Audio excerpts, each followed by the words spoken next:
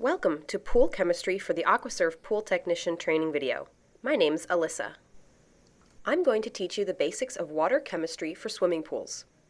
Are you ready? Let's jump in. What are the 5 things to maintain a healthy pool? You have circulation, which is important for maintaining disinfectant levels flowing through the water, and it helps to reduce algae. Filtration helps to get dirt and debris out of the water that would otherwise bind with your sanitizer, increasing your chance of a waterborne illness or, again, algae growth. Routine cleaning and maintenance removes particles in the water that would otherwise bind with your disinfectant, maintaining pool equipment, and it also ensures the longest life and effectiveness of your pool equipment. Routine testing of the water, good water testing, accurate and frequent testing of your pool helps to maintain a healthy pool. And routine testing of makeup water, which is the water that you get from either your well or the county water. Testing the water you're filling your pool with can give you information on what maintenance will be needed for your pool. Why is it important to accurately and frequently test your pool water? Pools and spas must be maintained in a conscientious way for health and safety of your patrons. The safety of the pool users is very important. A cloudy pool represents a huge safety hazard for people potentially with small children. If a child falls into the pool and sinks to the bottom, you may not be able to see him. Liability issues with homeowners insurance. You can run into pool closures by the health department. That can be a very expensive thing to remedy. There are financial rewards associated with testing your water accurately. It can reduce the amount of chemicals that you use and save you a lot of money. You'll have happy customers. Happy customers are return customers. Accurate and reliable test results can support corrective maintenance. If you are getting accurate test results, you can put the correct amount of chemicals into the pool when you are maintaining it. And you save a lot of time.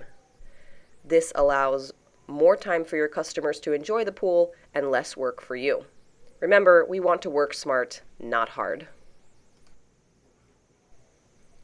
Our goal when testing for pool chemicals is to maintain a pool that is free from pathogenic microorganisms. It keeps your pool free of bacteria, viruses, and protozoan parasites that could get pool users sick. Keeps your pool algae-free. Prevention is the best medicine. Your pool will be clean, clear, and inviting. This comes down to circulation, filtration, and testing water chemicals. You will prevent causing irritation to the eyes, the respiratory system, and the skin of the pool users. The pool will not suffer from discolored water. Something that we talk about throughout this course is having hungry or overstuffed water, which can cause damage to the pool and its parts by corroding the pool surface or depositing minerals which can make your pool water cloudy. And last, having balanced pool water chemistry leaves your pool free of debris, scum, and foam. Simple inspection and testing can play a large role in maintaining a healthy pool for your clients. Beyond just testing your pool water, it is very important to be accurate in your testing. This can prevent disease outbreaks. When you keep the proper disinfectant and other chemical levels balanced, you kill diseases that might find their way into your pool. Accurate water testing prevents drowning. Cloudy water presents a major safety hazard for your pool users.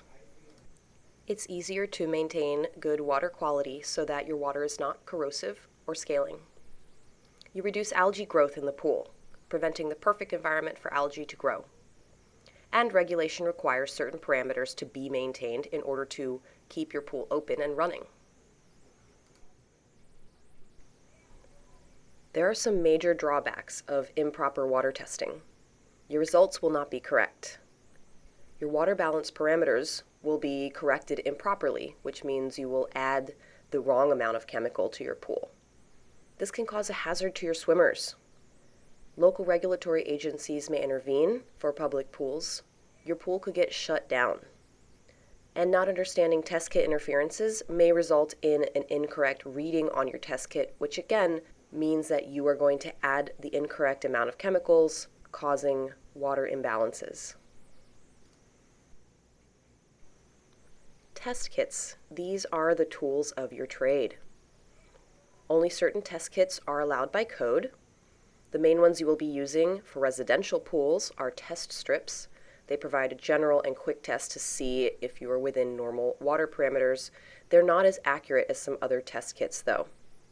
The DPD-based test kit tests for disinfectant, pH, total alkalinity, calcium hardness, and cyanuric acid. This will be your tailored test kit. Electronic test kits with probes can also test for salt, phosphate, and nitrate levels. And your photometer is going to be the most expensive, but it is also the most reliable.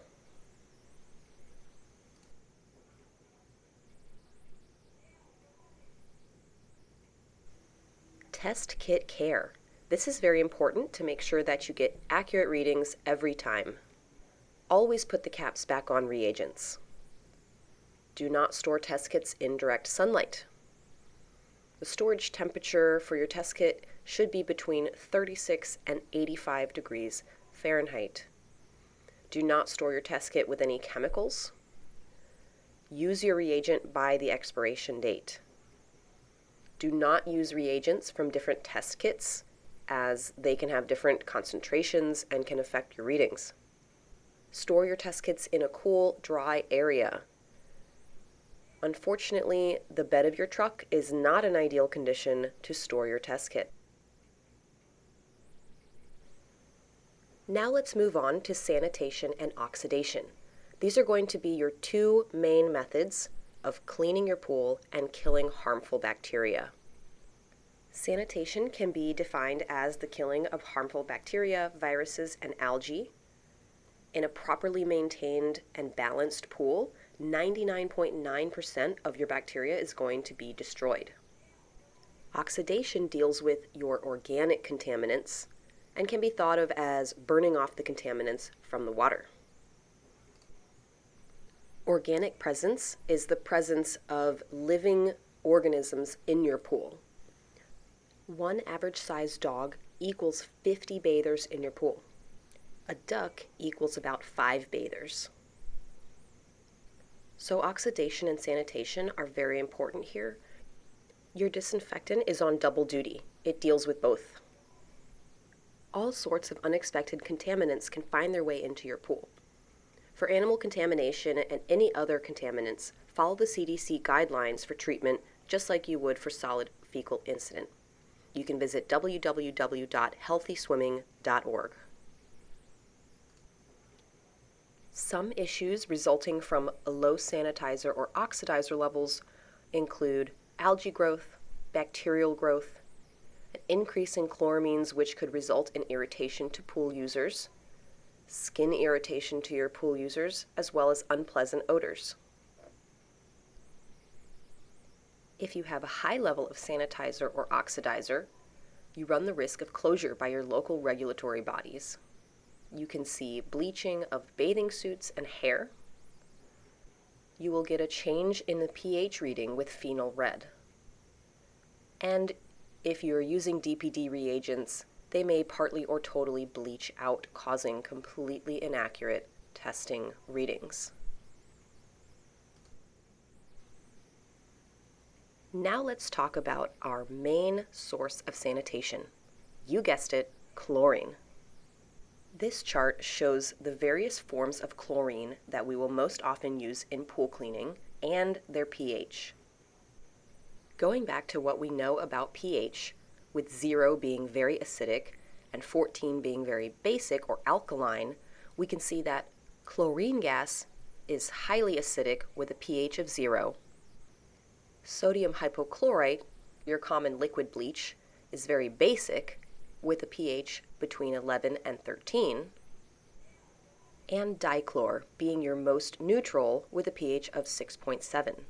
The two main chlorine products that pool companies most often use are sodium hypochlorite and trichlor.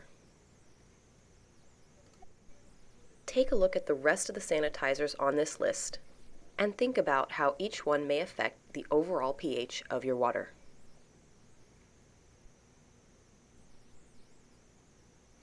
When considering the effect that pH has on chlorine, it is vital to stay as neutral as possible. The higher your pH level, the less effective your chlorine is going to be, whereas the lower your pH level, the more effective your chlorine is going to be. Remember, when dealing with pH, a neutral reading will be closer to 7.0, with the ideal spot being 7.2. Even though chlorine is more effective the lower the pH, there must be a balance between pH and chlorine working, as too low of a pH can burn the eyes and the skin, and too high of a pH can prevent the chlorine from working altogether. Now we will talk about cyanuric acid, which is your pool's stabilizer. It acts as a buffer, providing protection for chlorine products against ultraviolet radiation. On a sunny day, about 90% of chlorine is depleted in about 2 hours without cyanuric acid in the water. Your ideal target range is between 30 and 50 parts per million for regular pools, and between 70 and 80 parts per million for chlorine-generated pools. Cyanuric acid permits chlorine to last 3 to 5 times longer, especially in outdoor pools. It is important to maintain a balance of cyanuric acid in your water, as it can be a double-edged sword when it is too high or too low. If the level is too high, it will lock the chlorine out of the water, keeping the chlorine from doing its job. If the level is too low, it will not work at all, and chlorine will dissipate quickly in ultraviolet radiation. Once added to your pool, cyanuric acid cannot be destroyed by any other pool chemical. It will remain in the water and can only be removed by partially draining the pool and adding in fresh water. Remember, the solution to pollution is dilution. You'll want to test your cyanuric acid levels weekly, especially if you're on tri or dichlor. Most trichlor and dichlor tablets have cyanuric acid in them as a stabilizer. Bromine is another form of sanitizer that you'll encounter on the job. It doesn't contain any cyanuric acid. Therefore, ultraviolet radiation breakdown is faster if used outdoors, but not as fast as chlorine products without cyanuric acid. Bromine is a weaker oxidizer than chlorine, thus you should shock with chlorine or monopersulfate regularly to prevent rashes. Bromine is the preferred sanitizer in spas. Since it's not chlorine dependent, it also doesn't break down in hot water as fast as chlorine. The effectiveness of bromine is not affected by pH and is almost 100% effective when your pool's pH is neutral. Water balance can be defined as pool water that will not scale or corrode pool surfaces or equipment.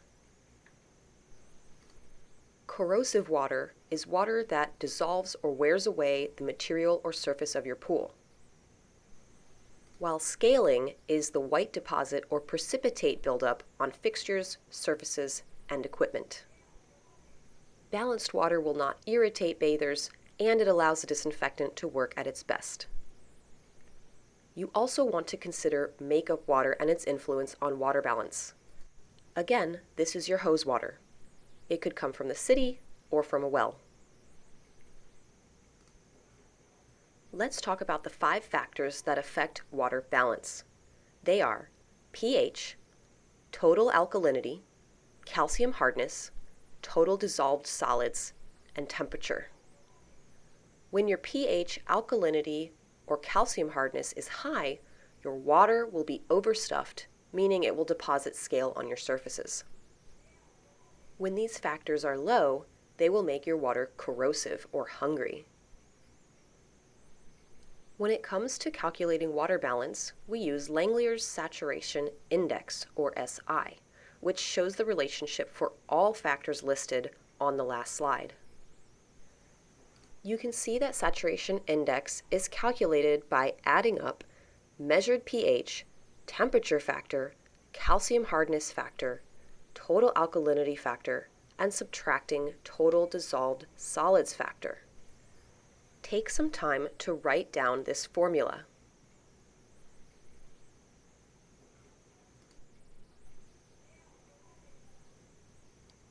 To calculate water balance, first you must record all 5 water balance parameters. Next, we will use a factor table to convert temperature, total alkalinity, and calcium hardness into factors to put into the SI formula. Total dissolved solids also has its own factor table. We will use pH exactly as it is tested. Next, you will calculate saturation index using the water balance parameters given below. You may pause the video here to write them down.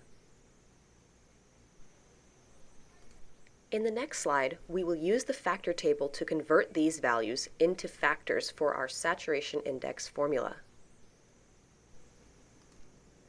Our first reading, temperature, can be referenced in the column on the left. Our reading of 84 degrees Fahrenheit converts to a temperature factor of 0.7. Next, we will convert calcium hardness from 300 parts per million to a calcium hardness factor of 2.1. And finally, our total alkalinity reading of 200 parts per million can be converted to a total alkalinity factor of 2.3. The total dissolved solids table only has 2 readings, one for TDS below 1000 ppm and one for TDS above 1000. Since our original TDS reading was 1800 parts per million, the value we will put in for the total dissolved solids factor is 12.2. See if you can correctly write out the formula for saturation index using the factors we just recorded in the last slide.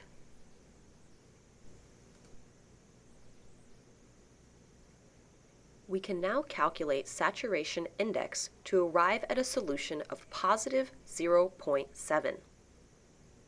What does this mean?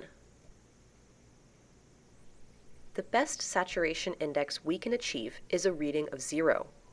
Anything between negative 0.3 and positive 0.3 is considered ideal. Any lower than that, and you could face corrosive or hungry water that will damage metals, eat away at plaster finishing, and can irritate skin. Any higher than a positive 0.3 reading, and your overstuffed water will deposit scale, create stains on your surfaces, and can cause cloudy water conditions.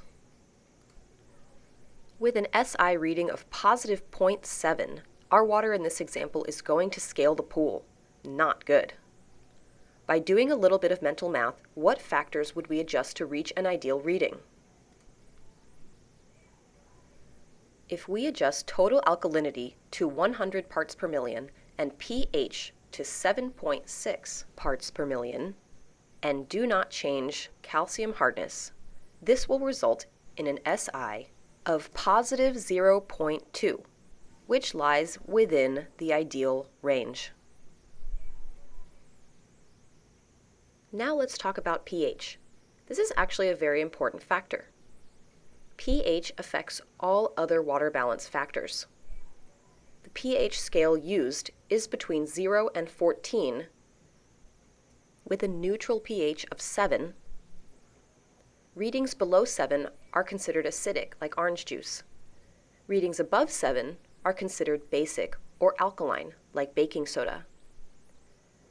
The acceptable level of pH in a pool is between 7.2 and 7.8, with ideal levels falling between 7.4 and 7.6. Now we will address problems that can occur when the pH levels are too low or too high. When the pH is low, remember that's acidic, you can run into depleted alkalinity, etching or staining of the pool surface, corrosion of equipment, chlorine that dissipates quickly, and eye or skin irritation. Problems that can occur with high pH include decreases in the effectiveness of the chlorine, scale on your equipment and surfaces, cloudy water, eye and skin irritation. This can feel like your skin or eyes are really dry, and reduced circulation due to clogged filters or heater elements.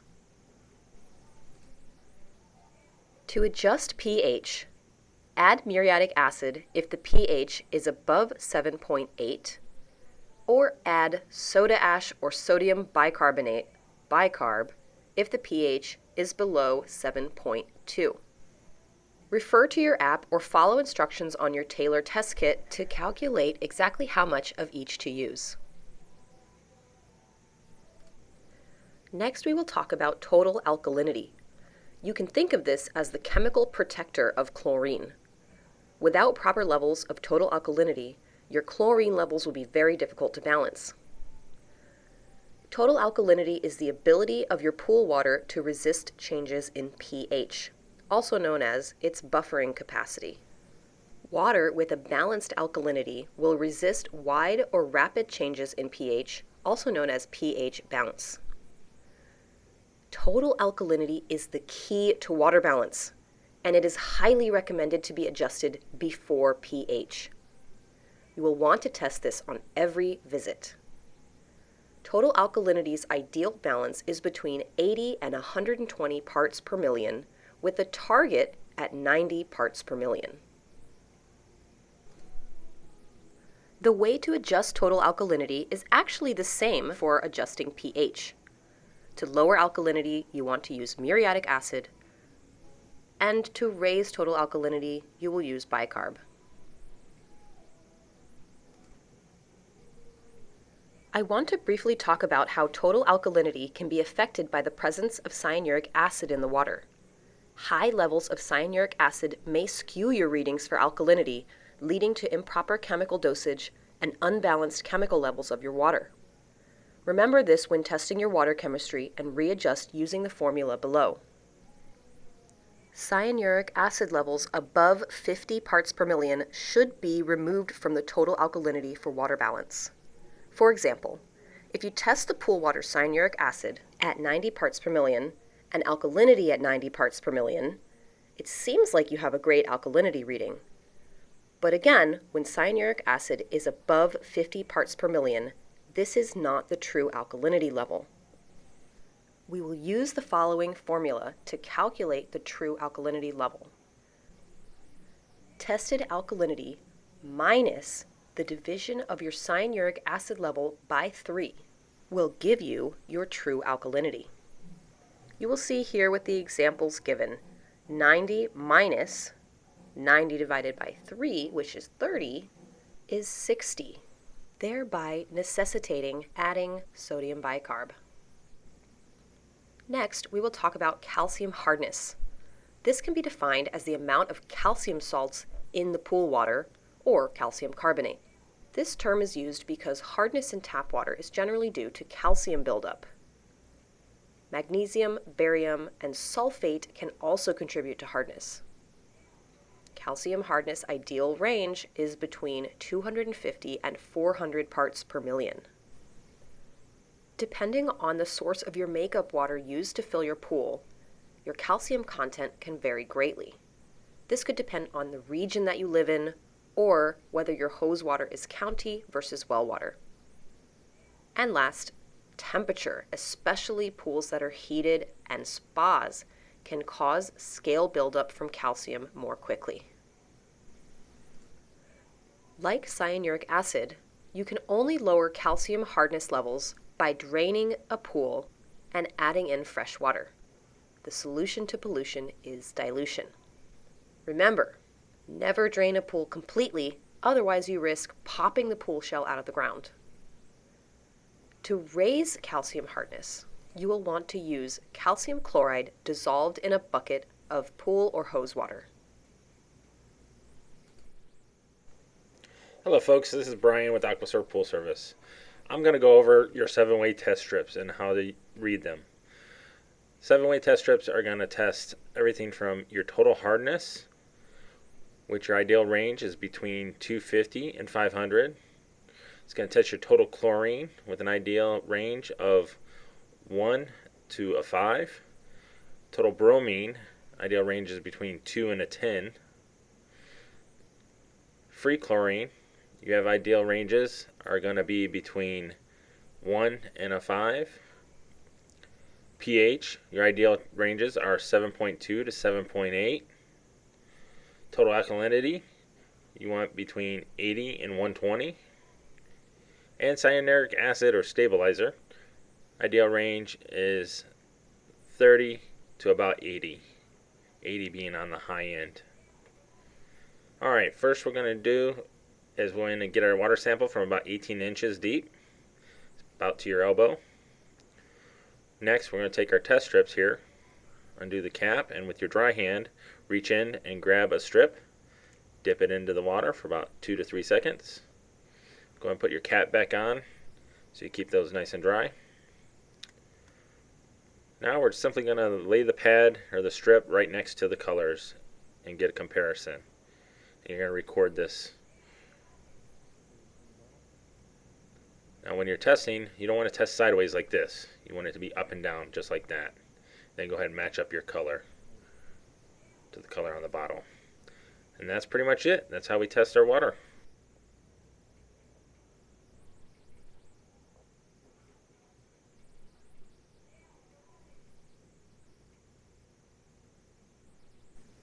This is the total of all dissolved material in the water, including calcium hardness, algicides, total alkalinity, source water, wind-blown dust and dirt, evaporation, disinfectants, bathers, body oils, balanced chemicals, or really anything else added into the water. High total dissolved solids levels can have undesirable effects, such as algae growth despite there being adequate disinfectant, corrosion despite the water being balanced, cloudy water despite adequate filtration, eye and skin irritation, and deposits on the pool wall. You test TDS with a conductivity meter titration test or test strips, but for now we won't worry about that. On to temperature. This is defined as the measure of heat content of the pool water. It's going to be your only non-chemical factor that you're measuring for. Temperature is difficult to control. And generally, in pool water, the temperature usually ranges from 78 to 82 degrees Fahrenheit.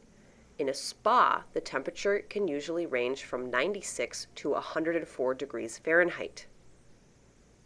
You will test temperature using a thermometer, and it is recommended to test on every visit.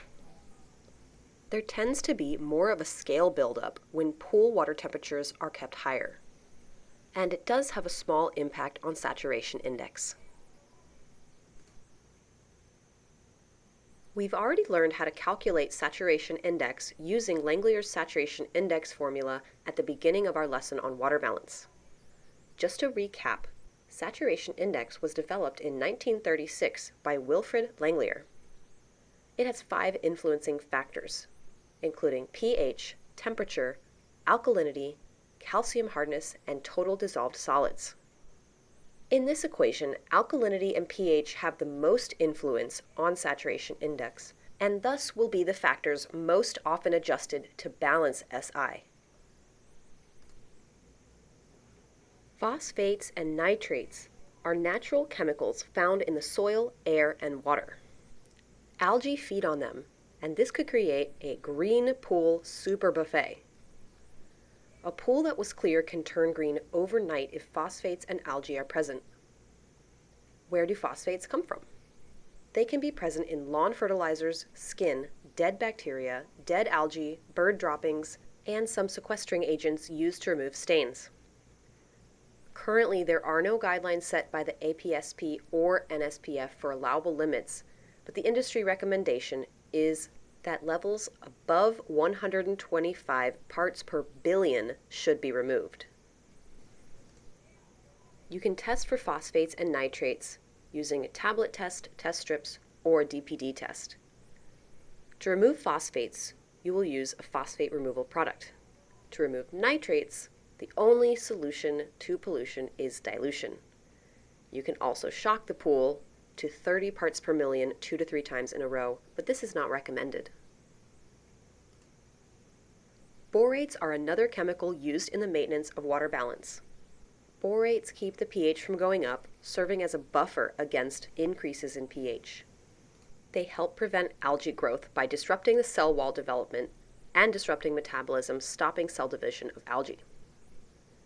Borates lower chlorine demand due to algae prevention and can save 30 to 50% of chlorine use. The water may even feel silkier and may sparkle. Borates only have to be added once and do not come out of the solution unless there are leaks or water loss in your pool.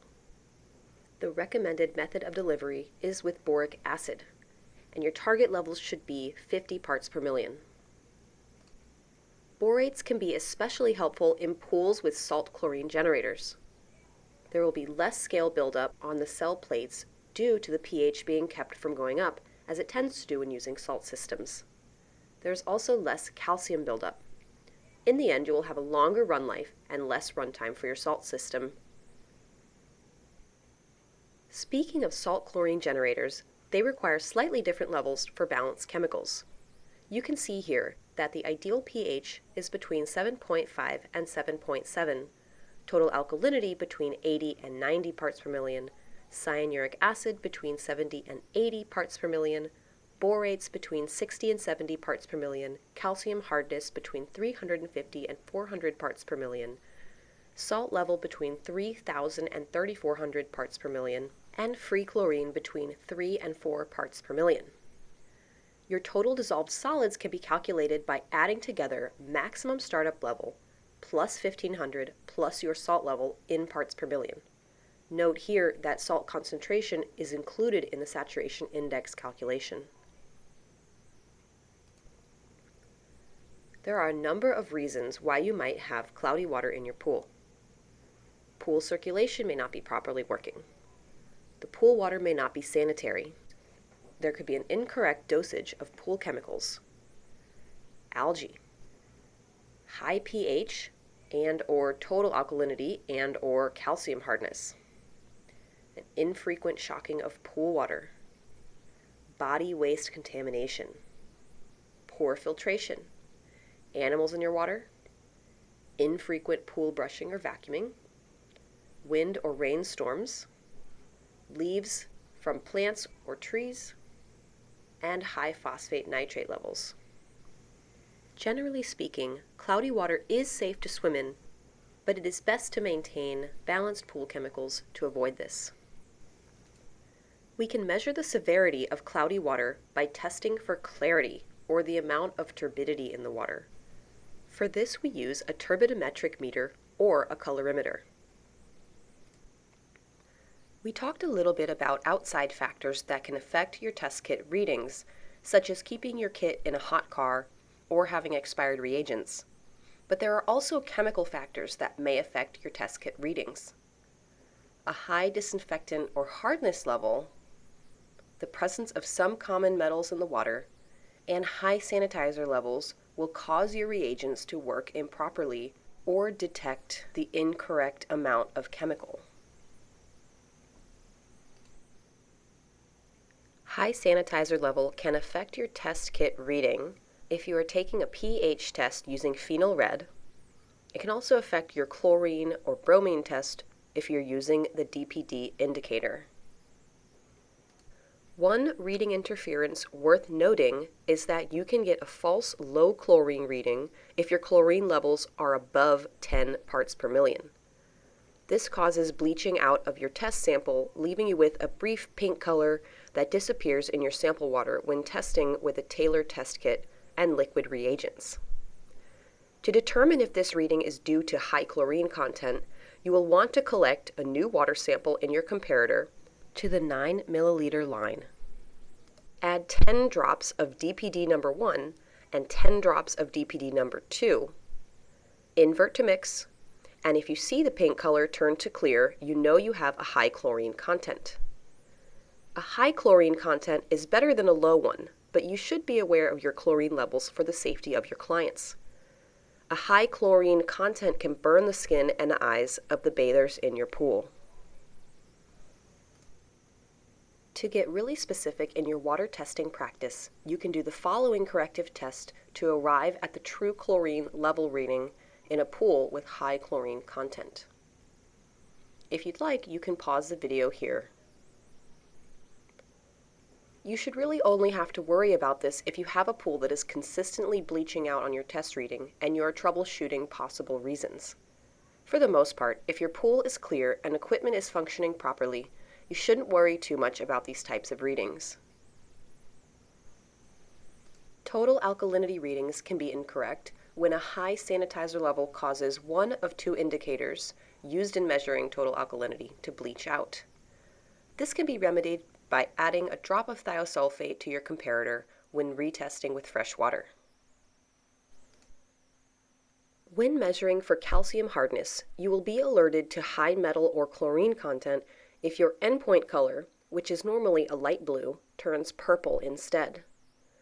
To eliminate a possible interference from copper, you can add 5 drops of hardness reagent, R0012, to your new water sample before adding the 20 drops of calcium buffer, R0010. To correct for high chlorine, add the reagent R007 before testing. Another environmental factor that can interfere with your test kit reading is the lighting in your environment. Incandescent and fluorescent light can interfere with color matching. You should use natural lighting when possible to read your test samples. Make sure you remove sunglasses before reading test samples. Depending on the test kit you are using, you should try to hold your sample up to a white background when reading. And your readings will be most accurate if you are reading your test samples toward the northern horizon with the sun to your back. If you adhere to these simple rules when collecting and reading your sample water, you can ensure accurate readings all of the time, which will improve dosing accuracy and make you a reliable and informed pool technician. Your clients will thank you for it.